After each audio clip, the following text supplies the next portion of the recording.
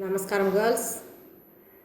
In the previous classes we started learning the Indian economy before and after independence, isn't it?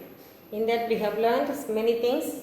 How British people they plundered they looted our resources, and how they have taken to their return, and how they ruled over us, isn't it? And also we start studying about the land revenue system, land reforms, isn't it? Revenue system.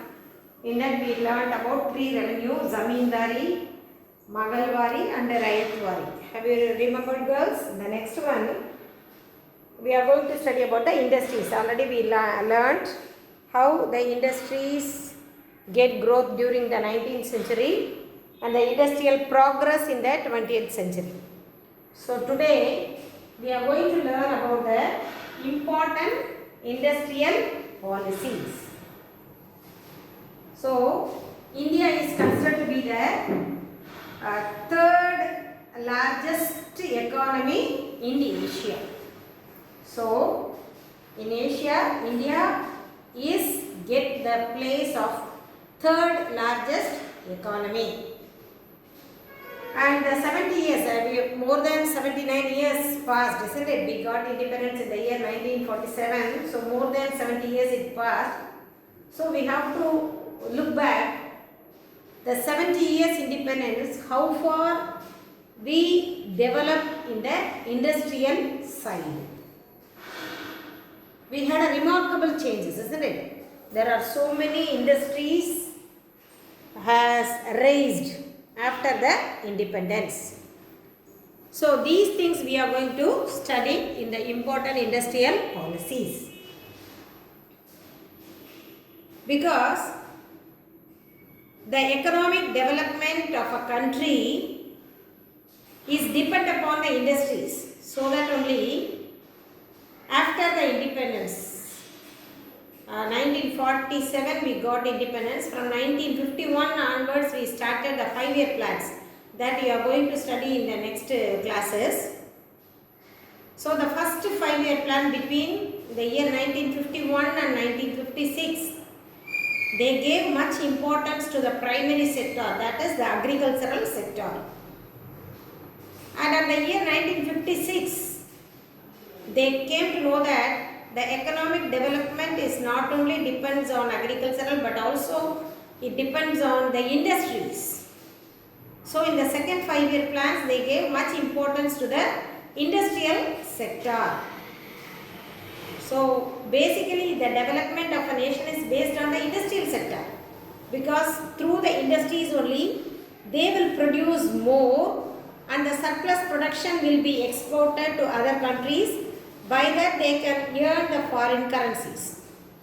So it is very important to study about the development of industries of a country while you are studying about the economic development of a country.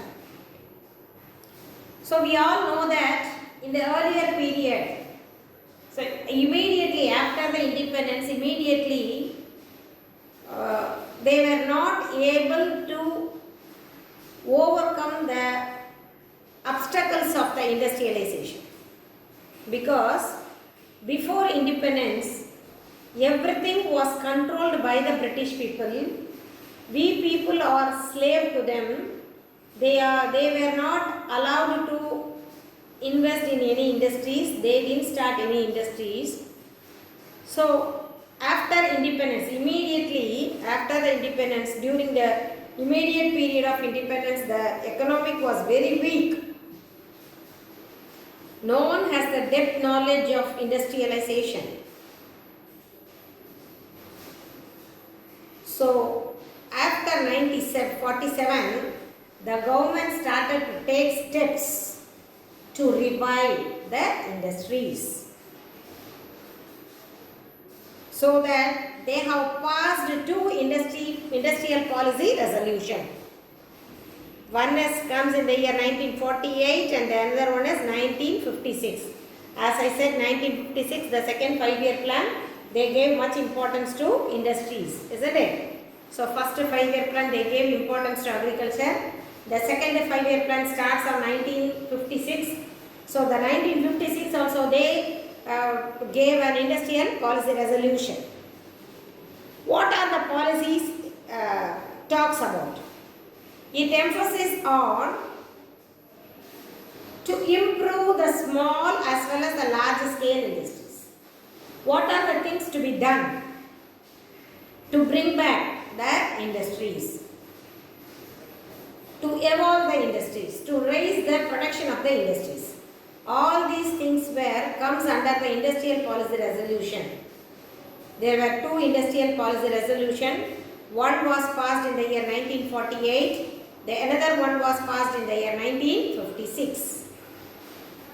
So, two policies, they clearly said the need and the developing of both small and large scale industries. Now let us see the industrial policy of 1948. So the government recognized the significant contribution to the industry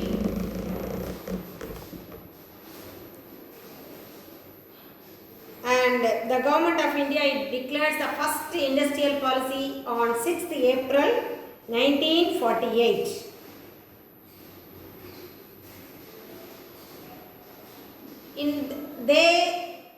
They were practiced, they were used for the Indian system. Already we have learned Indian economy is a mixed economy. What do you mean by mixed economy? Existing of both public and the private sector. So Indian economy is considered to be a mixed economy. We all know that, isn't it? Indian economy is considered to be a mixed economy. So, what do you mean by mixed economy? Existing of both private and public sector. That is mixed economy. So, the industrial policy was given or utilized for the Indian economic system, that is mixed economy system. And then the industries under the policy, industrial policy of 1948, it classified the industries into four categories. First one, public sector, that is strategic industries. Second one, public cum private sector key industries. And the third one, controlled private sector. Fourth one, private and cooperative sectors. Fourth one is private and cooperative sectors. So the industrial policy classified the industry into four classification. One is public sector, strategic, public and private key industries. Third one, controlled private sector. Fourth one, private and cooperative sector. So under this industrial policies, it give much importance to protect the cottage and small scale industries. It give much importance to cottage and small scale industries. Cottage and small scale industries. And also, while it is giving much importance to cottage and small scale industries, on the other hand, it was very clear to be monopoly in both the central and the state government in such departments like railway, mineral, iron ore, etc. These things were not given to the hands of the private. It was only governed by the public, that means the government. So, the central and the state government, they are the monopoly of railway, minerals and iron ore development. Roads and exclusive right to develop the minerals and iron ore. You all know that what is monopoly? Only single seller, isn't it? So no competition is there they are the only person. So the railway is controlled only by the state and the central and the state government. There is no private roads are there, isn't it? So these things were only in the hands of central and the state government. And the fourth one, the government encouraged the significance of the foreign investment. It invites the foreign capital. The Indian government is ready to accept the foreign capital, but at the same time, it didn't allow the foreigners to control us. The controlling power is there in the hands of Indians. Already I told FDI, foreign direct investments. Foreigners, they have the rights to, they have the eligibility to invest in every citizen of world is ready, has the rights to invest in any countries, isn't it? We people also, we invite the foreign capital investment, foreign investments. As I said, the 6 months back, last year, 2019,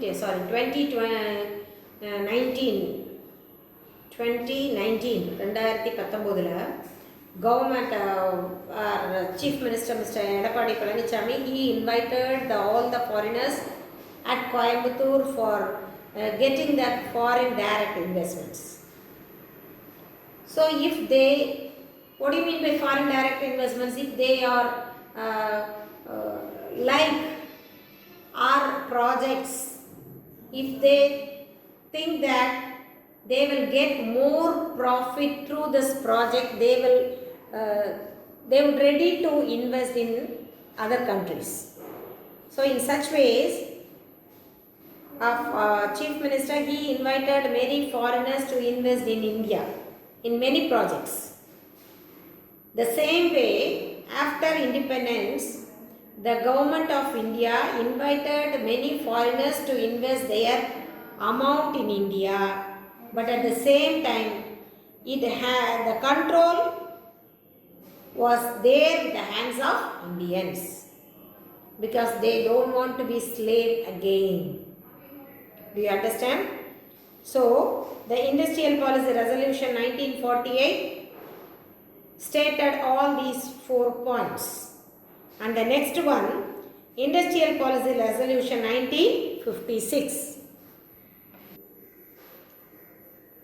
And the next one, Industrial Policy Resolution 1956. I already told you, the second 5-year plan started in the year 1956. They understood the need of industries, so they gave much importance to the industries in the second 5-year plan. And the policy of 1956, it gives a dominant role to public sector, which means it gives much importance to the government based industries or the industries which runs by the public government sectors.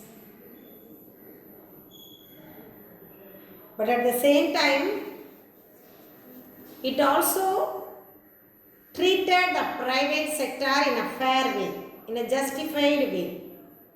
I already told you, India as a type of the mixed economy type. Here we have both private and the public sector. Though the government give much importance to the government public sector, it also treated the private sector industries in the fair manner. The government also support or encourage the cottage and the small scale industries rather than the large scale industries.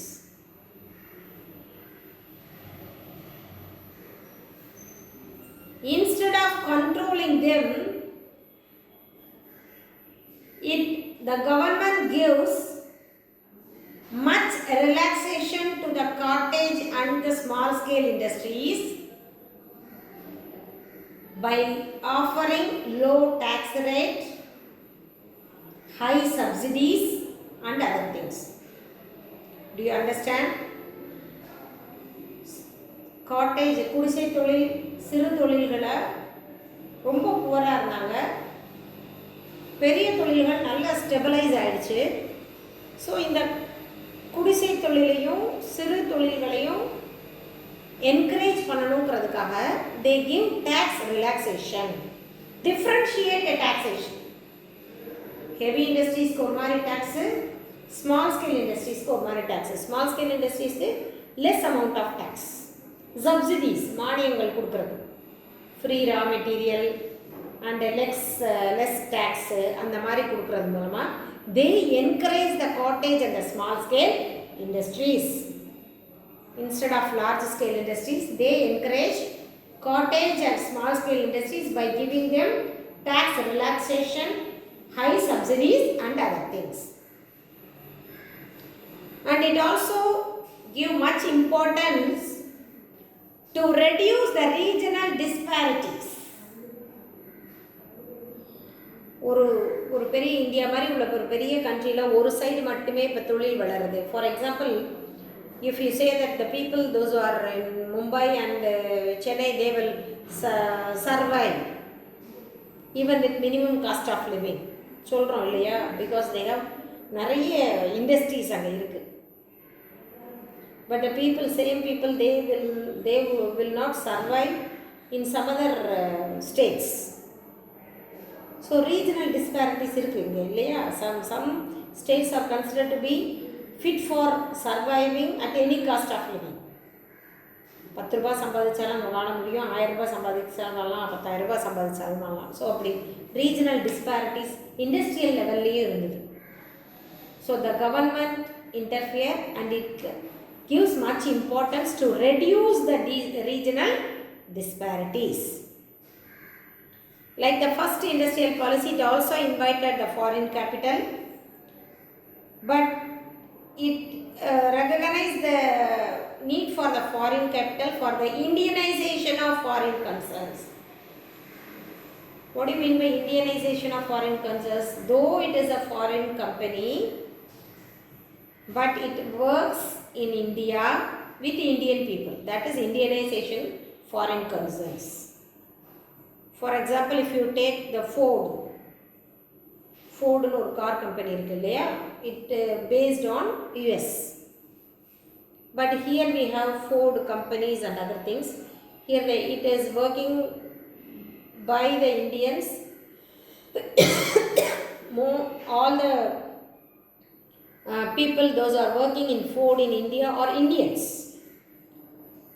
So Indianization foreign concern. இந்தியாவில் நடக்கிற foreign country நடத்தும், foreign தொழில் industry. The Indian people alone work there. So அதுதான் Indianisation of foreign concerns. So they invited the foreign capital and they also recognize the Indianization of foreign concerns. So these are the two industrial policies. First one 1948, second one 1956. The next one we are going to learn about the Green Revolution, that is related to agriculture. That we will see in the next video.